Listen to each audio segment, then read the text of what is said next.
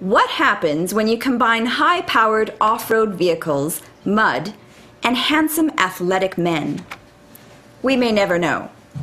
But Laura Keel, a local journalist, covered the Northwest Mud Racing Association's first annual competition at the Canoe Mountain Rodeo Grounds. She shone her bright journalistic beacon of integrity onto a dirty sport and came up with some surprising findings.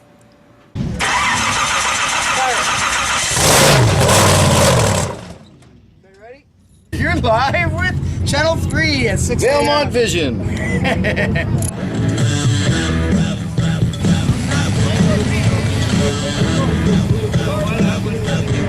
is the first time I've ever raced in Valemount. I don't know how it's going to go exactly. We don't know how the mud's going to be exactly. This site is a keeper. We are very excited to have this site. It was a lot of work to get this site. I hope you guys feel the same way. There's piles of room, unbelievable scenery.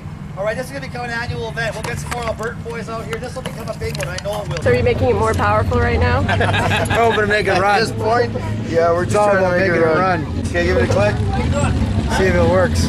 Push rods keep getting bent like this one here. We're just timing it up, make sure What's it's right. happening to that? It's just too tight. Okay, give me a click.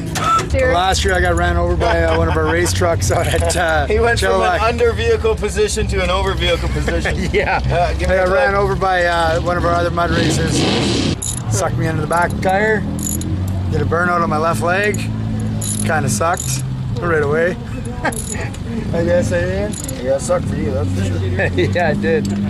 So, how loose do you have them? So they clatter really good? 16. Again. We're just doing this so we don't have to bend any more push rods. How did that happen last year when you got run over? Just struck a luck, I guess. Yeah. I was just sitting there and the girl was doing whatever and just a bad place, the wrong time, and she hit the wrong button and it just launched backwards and sucked me out of the tire. So what's the most important thing when you're driving? Safety. And how do you achieve that safety? Well, we have proper roll cage inside of our cars. We got 4-point, 5-point harnesses. Helmets, neck braces, fire extinguishers. So how much money do you spend on your vehicle? This vehicle was $0. I didn't pay $1. I built this completely by hand out of recycled metal. This is where I got ran over in year 2009.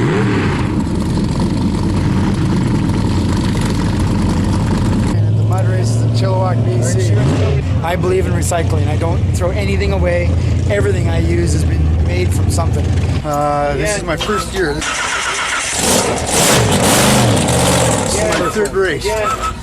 Juice can is over there somewhere, Steve. Okay. This is fire protection because alcohol.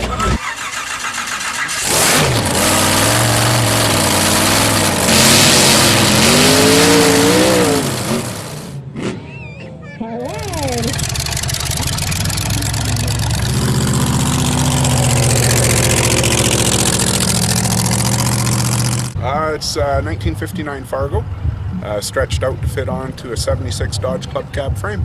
We put in a couple feet of metal to stretch it out, make it look nice, and painted her up for the kids, and this is what we have.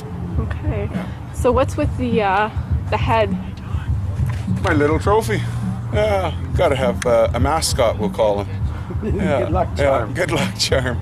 Yeah, we've got a 440 in it, stroked out to a 493, dynoed at 600 horse, 590 foot-pounds of torque. Is this insurable? No, I wish.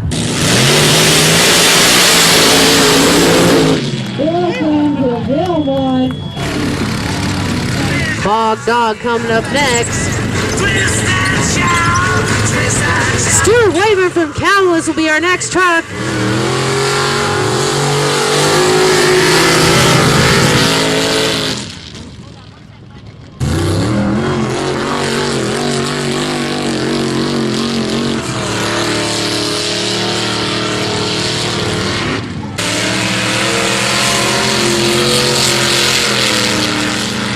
You gotta look at it as a fun sport.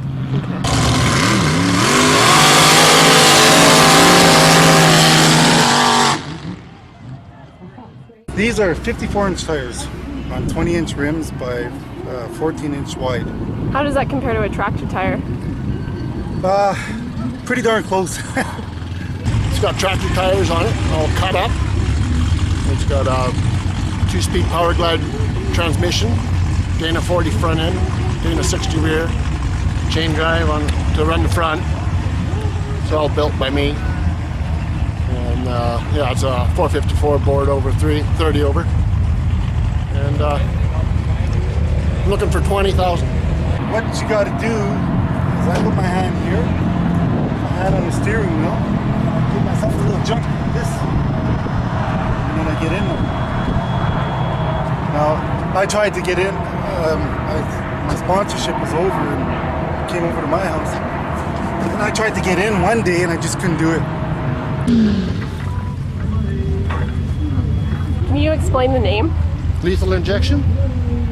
Oh, you just want to put somebody down. Yeah. Why are there no mud races in France? Why there is no mud race in France? I have no idea. Maybe it's because it's too loud for French people. I got like about 60 grand invested in this truck. Believe it or not. It doesn't look like it, but I do. Like there's a lot of hidden parts, and that's you know, if you want to run a tire this size, you have to upgrade this and upgrade that, and you know, it can get pretty expensive. But you know, it's for the kids, and you go out and enjoy yourself. I took a lot of video to speak with Nicolas Sarkozy if it's possible to bring mud race in France. I will see. It's possible maybe. Do you think Sarkozy would like mud racing? Yes, I think it's a good idea. I will show you. I think he will like it, really. It's a nice place around here. It looks quite nice with the mountains. And yeah, we'll be back next year for sure. As long as you guys have us here, okay? Keep coming out, we'll be here. Awesome. I would like a lot of mud. I think there is not enough mud for the mud race. Awesome. I think it's the best thing for this community. The total population of 3 stores and 4 houses. There's nothing more better than bringing the mud races to some place where it hasn't been before. If you had something like this to do with your spare time, you wouldn't have time to drink. I'm 36, I don't drink, I've never drank in my life. I've never smoked cigarettes, I've never done drugs. I can't afford it when I race. The mud is better in France, is it? The mud is better, yes. Everything's better in France, Everything is better in France. So how was the race today? Oh, it's real good. Need a little bit more, would be more muddy mud rather than sand, but the sand's good too.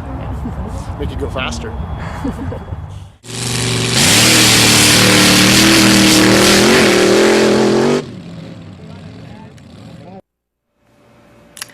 Fantastic job, Laura. It's surprising none of the men tried to hit on her. It's either great editing or a freak of nature. Who does Laura work for again? It's an obscure publication called The Rocky Mountain Goat. Laura also helped us obtain some footage from a strange event in McBride called a harpists colony. Sounds weird. It is weird. Take a look.